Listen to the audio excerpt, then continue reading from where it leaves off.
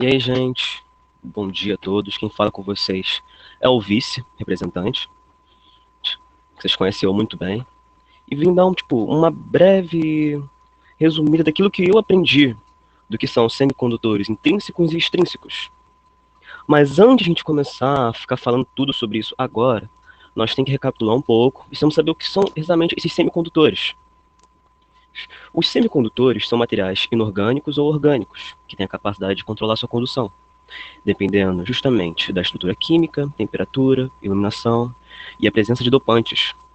O nome semicondutor vem do fato de que esses materiais têm uma condutividade elétrica entre a de um metal, como por exemplo cobre, outro, entre muitos outros. E é um isolador, como vidro.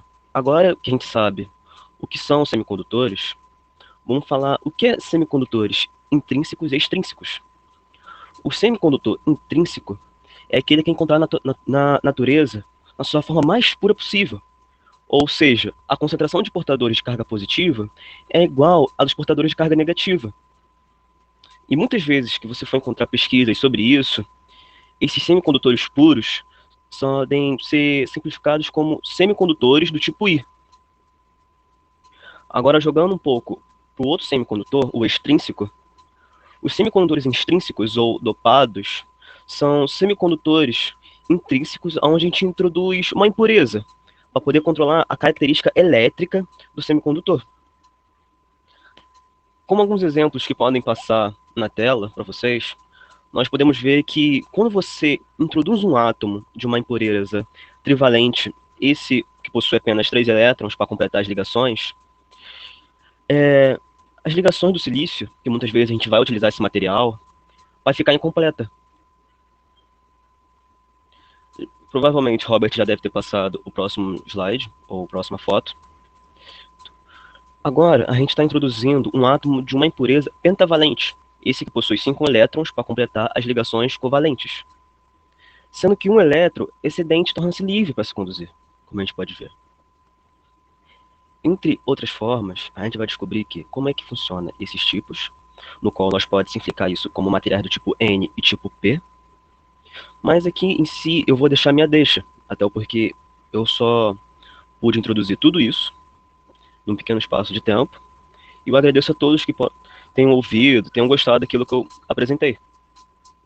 Agora eu passo minha deixa. Dopagem de semicondutores, também conhecida como dopagem eletrônica. Dopagem de semicondutores consiste no procedimento de adição de impurezas químicas a um elemento semicondutor para transformá-lo num elemento mais condutor, porém de forma controlada.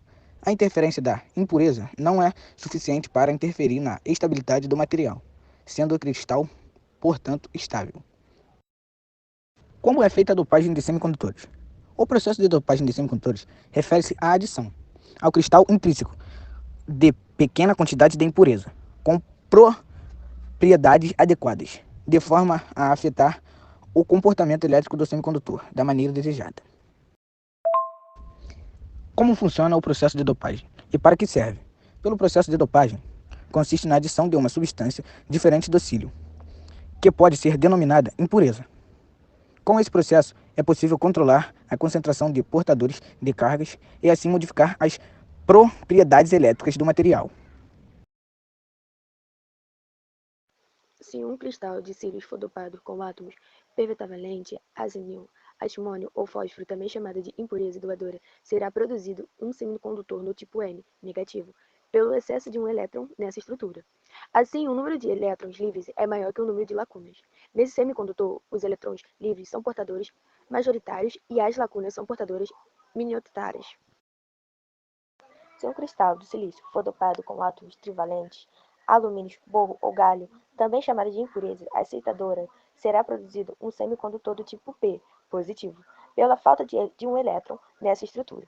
Assim, o número de lacunas é maior que o número de elétrons livres. Nesse semicondutor, as lacunas são portadoras majoritárias e os elétrons livres são portadores minoritários.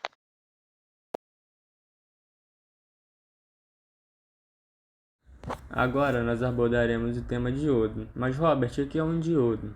O diodo é basicamente um componente eletrônico que permite a passagem de corrente elétrica somente em um sentido, de acordo com sua polarização. Agora eu vou fazer uma analogia bem simples que podemos fazer ao comparar o diodo a uma válvula que só deixa a água fluir em um sentido. O diodo faz a mesma coisa com a corrente elétrica, assim podemos observar na imagem posta no vídeo. Agora falaremos do diodo de junção, a estrutura que compõe ele. O diodo de junção é a estrutura formada a partir das junções dos cristais P e N, que por sua vez é a estrutura básica que compõe os semicondutores, como vemos lá na explicação da Juliana, tais como os próprios diodos transitores. O diodo é um dos mais simples componentes eletrônicos. Na próxima explicação que eu darei, nós veremos realmente como o diodo de junção funciona. Agora eu irei falar um pouco do funcionamento do diodo de junção. Ao se juntarem, as lacunas do lado P atraem um elétron que está sobrando para o lado N, equilibrando o diodo. Já que, segundo as leis da física, as cargas opostas se atraem. Tal ato chama-se recombinação.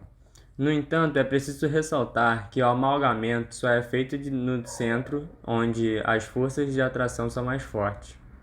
Naquela área, todos ficarão com 8 elétrons na última camada, ficando estáveis quimicamente. Os mais distantes, porém, não sofrem recombinação. Esta zona de estabilidade pode ser chamada de depressão. É isso mesmo, não é aquele cebolinha da turma da Tomônica não, tá bom? É depressão a palavra referida aqui. Ou barreira de potencial. Agora falaremos do diodo de Zener. O diodo de Zener, que também é conhecido como diodo regulamentador de tensão, que recebe este nome em referência ao físico americano Clarence Melvin Zener. Ele foi o primeiro a descrever que o mecanismo de ruptura de isoladores elétricos são um tipo de diodo, que diferentemente da maioria das aplicações para os diodos que operam nas regiões de condução, o Zener opera impolarizado reversamente. Para que possamos compreender como o diodo de Zener funciona, é preciso entender que sua curva característica podemos ver na imagem posta no vídeo aí que eu estou colocando aí na imagem agora. A parte que nos interessa para entender o funcionamento do diodo de Zener está localizada no quarto quadrante do gráfico, onde encontramos a região de corte e de avalanche de um diodo, que é justamente onde o diodo está polarizado reversamente. Como podemos observar, enquanto a tensão reversa está menor que a tensão de ruptura, nada diferente acontece, caracterizando um diodo convencional.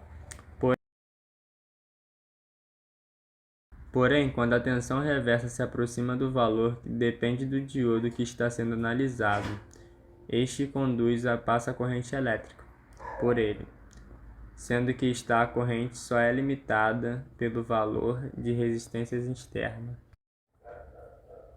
Porém, quando a tensão reversa se aproxima de um valor que depende do diodo que está sendo analisado, este diodo conduz e passa uma corrente elétrica por ele, sendo que esta corrente só é limitada pelo valor de resistências externas.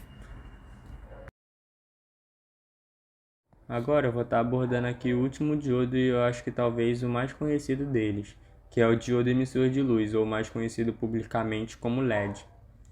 Os diodos são componentes importantíssimos no mundo da elétrica, onde a sua principal funcionalidade trata-se na emissão de luz de equipamentos eletrônicos, sejam eles produtos de microelétricas com sinalizador de avisos ou algum equipamento maior com semáforo.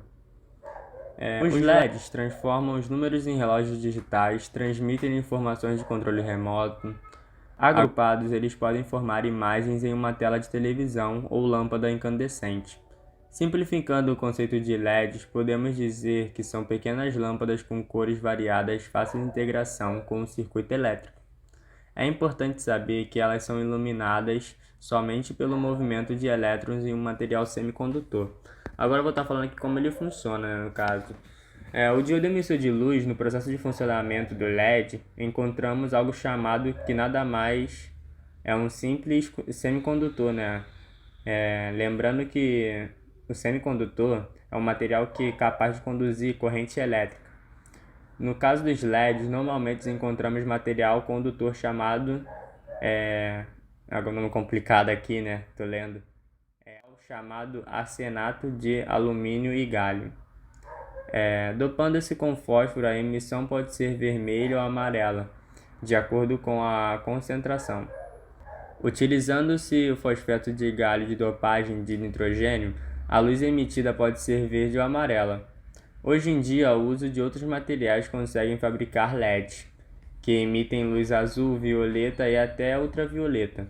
Existem também os LEDs brancos, mas esses são geralmente LEDs emissores de cor azul, revestidos em uma camada de fósforo, do mesmo tipo que as lâmpadas fluorescentes que absorvem luz azul e emitem luz branca.